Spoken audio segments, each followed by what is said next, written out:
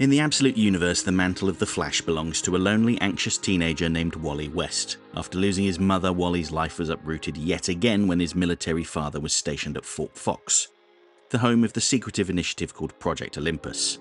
While exploring the facility, Wally accidentally stumbled into an experiment ran by Barry Allen and Eleanor Thorne. The accident granted him super speed, but instead of a joyous superhero awakening, it felt more like a curse. His fractured perception of time flooded his mind with terrifying visions of the future, one where he's a hero, another where he's a monster. Panicked and overwhelmed, Wally tried to run, accidentally dragging Barry Allen to his death in the chaos and kicking off his life as a fugitive, with his father using all of the resources at his disposal to be reunited with his son. At its core, Absolute Flash is a story about social isolation, anxiety, and the fractured relationships between children and their parents. And this doesn't just relate to the hero of the book either. His supporting cast have similar issues, like the orphaned Linda Park, Eleanor Thorne and her obsession with reuniting with her grandfather, and even Grodd, whose mother was killed by poachers while he and his father were experimented on. Right now, Wally's father, Colonel Rudy West, is trapped inside the Still Point, the mysterious dimension that Eleanor Thorne had tried to exploit. Wally had been frantically searching for a way to rescue his dad, which recently led him to the abandoned facility of Star Labs co-founder Ray Palmer. But Palmer's detailed notes revealed a horrific truth. The Still Point isn't some endless supply of energy to be harvested. It is actually a pit, and there's something absolutely monstrous lurking at the very bottom of it. While Wally investigates, the emotional heart of this book has been dealing with his own family trauma. I am, of course, talking about Grodd. He is a precious little boy who must be protected at all costs, but the government clearly didn't get that memo. Colonel Rick Flag sent a drone to the rogues, offering them amnesty in exchange for one final mission: killing Grodd. Since we last saw him, Grodd has been hiding out in Colorado with his father. Papa was brutally cut open and experimented on at Project Olympus, and his response to that trauma is to bring everything under his absolute control.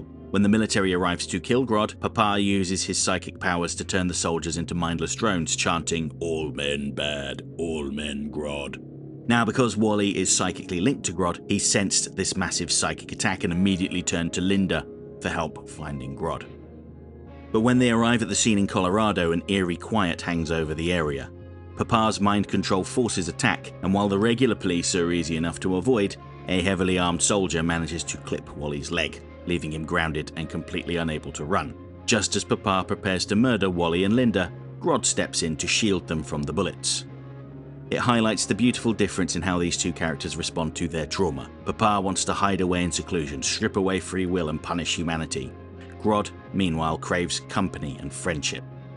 When Wally says Linda is his friend, Grodd immediately declares that she is now his friend too. It's a beautiful moment of empathy, right before the rug gets completely pulled out from underneath us. Issue 16 ended on the absolute worst cliffhanger imaginable, with the trickster holding a knife directly to precious Grodd's throat, claiming they have no choice but to kill him. And issue 17 opens with a brief flashback to fill us in on what the rogues have been getting up to. As well as being offered a clean slate, Flag is paying them a huge sum of money, half now and half when Grodd is either dead or captured. You'd think that getting that much money up front would allay any fears they have about being betrayed, but I guess the rogues are a suspicious bunch, even if they had known Flag for years. Still, they take the job because really they don't have much of a choice. Flag had tracked them down to the one place they thought they'd be able to hide. They literally have no other options. And when they arrive in Colorado, they quickly come across Papa's forces. While they are able to take them down with relative ease, one thing they can't really protect themselves from is Papa's psychic powers. They are all brought under his control except for the trickster, whose helmet somehow blocks the psychic attack. But now Papa has a squadron of superpowered soldiers at his command. That makes him even more deadly. And that brings us back to the present, where Trickster apologizes for what she has to do. The only way to save everyone is to kill Grodd. Which is true, but she has the wrong Grodd. I guess that kind of thing will happen all the time when you have exactly the same name as your father. Fortunately, Trickster can be reasoned with. Wally and Linda make it clear that she has the wrong Grodd and that the real perpetrator is Papa, so she releases him. Wally makes it clear that if she harms a hair on little Grodd's head, he will murder her, a sentiment echoed by most of the readers, no doubt. And while all of this has been going on, Wally realizes that his leg is fully healed, which Linda classifies as a new flash power. Although given how much Wally's been beaten up in past issues and seemed to heal pretty quickly, I'm surprised he didn't notice this before. Anyway, With the conflict resolved, Wally asks Grodd to take them to his father, and he's happy to comply. It's clear that he does not approve of his father's methods. While the group walks, they talk. Linda seems to think that Trickster's helmet is pretty cool, and Flash wants to know why they're picking up mercenary jobs for the military now. Trickster, for her part, wants to know what brought Wally here. While Trickster is evasive, Wally tells her exactly what he's up to, saying he wants to find Eleanor Thorne so that she can help him rescue his father. It's clear that Trickster knows something but is keeping it close to her chest for now. Before long, they are set upon by the rest of the rogues, but Wally makes very quick work of them. Once Linda, Grodd and Trickster are clear, he unleashes a huge lightning bolt that knocks them out. Easy peasy. When he catches up to the rest of the group, they find themselves face to face with Papa. He has assembled those under his control and they're all shambling around as if they were waiting to hear what he has to say. But Papa sits down his throne calmly until he sees Wally and co. Grodd tries to tell his father to stop, that these people are his friends, and he responds with, "All are bad." Papa's anger seems to cause his victims pain or distress, and Flash refuses to stand by and let the two apes hash things out.